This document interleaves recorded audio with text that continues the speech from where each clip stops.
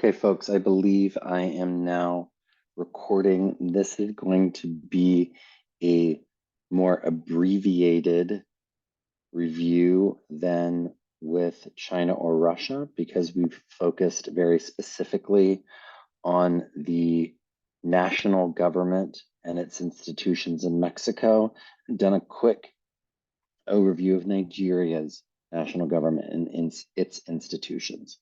So this is not going to be as long as the other video, which I just posted. That said, here we go. Mexico, remember, once was far more authoritarian, now has become a clearly democratic regime with a written constitution, regular elections to decide who's going to hold power. Is based on federalism. So we have a division of power between the national government and all the states, which you can see here, a constitution from 1917, 3 branches of government with an executive branch as a president, legislative branch that is a bicameral Congress, and a judicial branch that includes federal and state courts.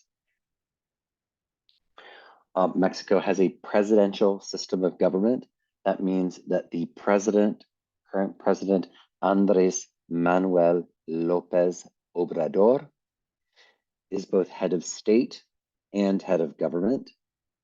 He is the commander-in-chief, and he leads the bureaucracy or the civil service. So all of the government services and agencies fall under the executive. The president can approve domestic legislation or veto it. The president also leads foreign policy decisions. Important with Mexico, the president is restricted to 1 6-year term that is referred to as the sesenial. Because the president of Mexico can serve only 1 term, there's a phenomenon, and I believe this is in your supplementary reading, of something called el dedazo, the selection, where a current president would pass on the position to a successor, name his successor, and put that person forward as the best candidate to vote for. The president has additional powers of appointing members of his cabinet, with the positions in the cabinet, some of them needing approval from Mexico's Senate. The winning candidate for president is determined by a plurality, not a majority, which simply means that whoever wins the presidency must win the most votes in the election. They do not need more than 50%. Remember that in Mexico, the legislature can remove the president, but it is a criminal process that starts with the judicial branch and a prosecutor, not a legislative process such that starts in one of the 2 houses, like an impeachment in Russia or Nigeria.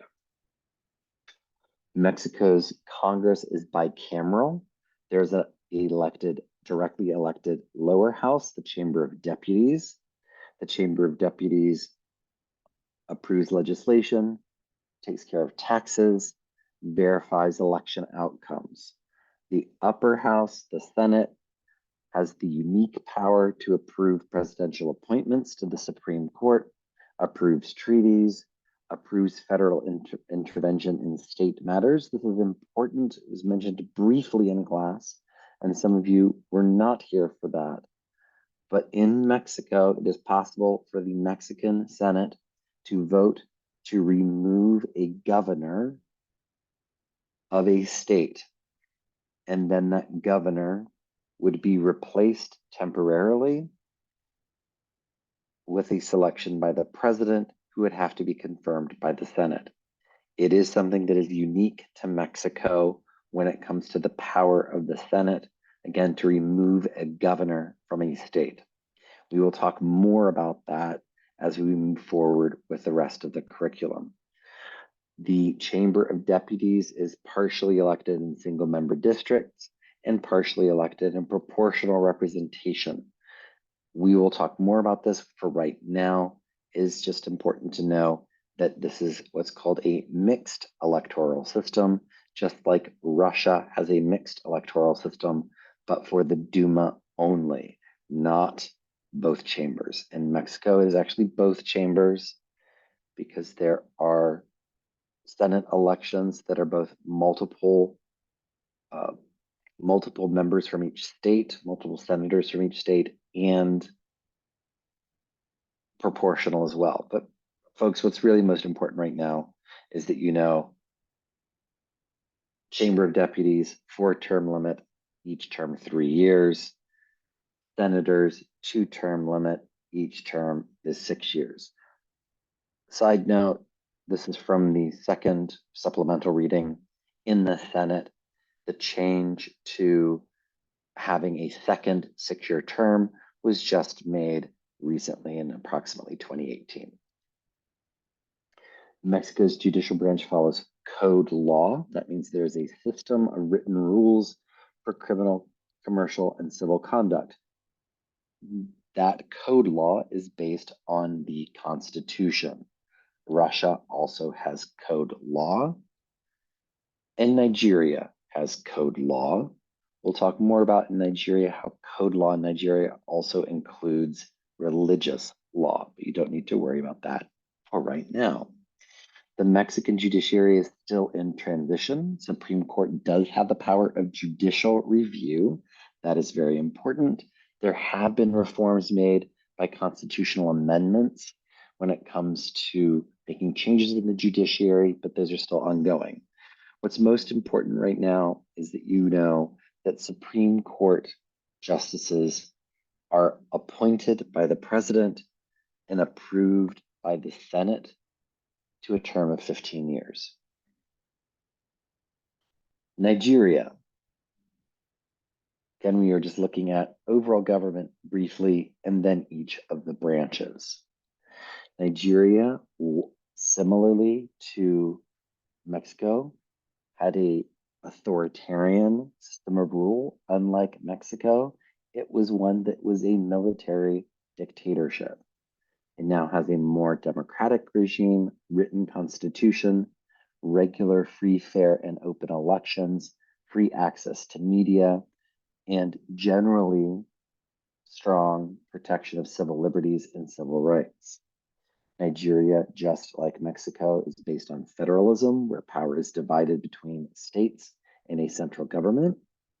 There's an executive, legislative, and judicial branch with 36 states, but it is true, we'll talk more about it, the central government has had a tendency to be unstable.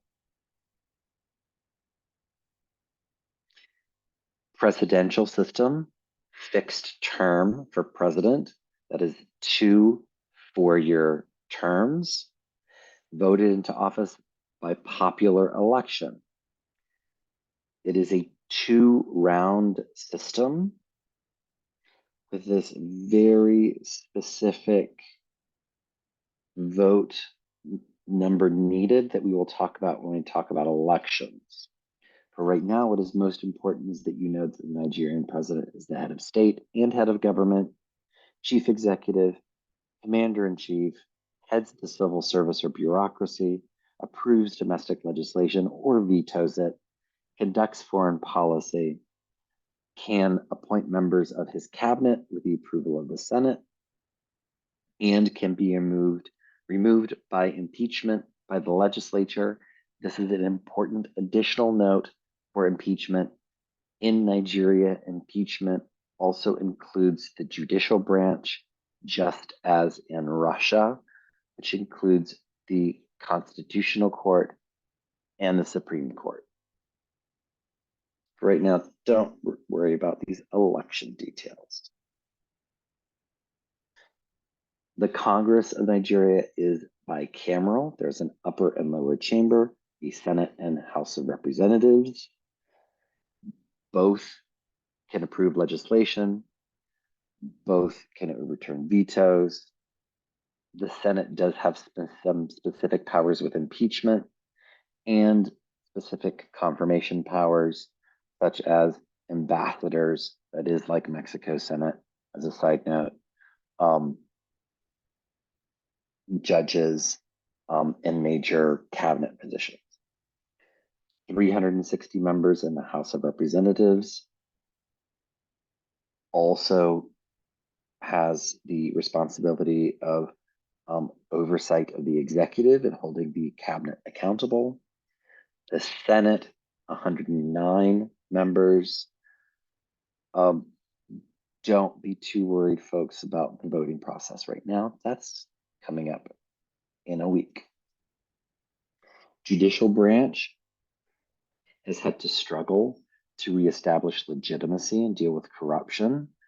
Think of Nigeria's judiciary as moving more in the direction of Mexico's judiciary and away from Russia's rule by law. We will talk more about Sharia courts, that is Muslim religious law, that is in some courts in some states. What's most important is this. We have court justices that are recommended by a council, approved by the Senate, after appointment by the president. One note here, I mentioned code law with Mexico. Nigeria uses code law, but also British common law that involves a little bit more interpretation by judges. Don't worry about that right now, folks. That will come up more when we talk about the United Kingdom. But the Supreme Court does have the power of judicial review, just like the Supreme Court in Mexico, and just like the Constitutional Court in Russia.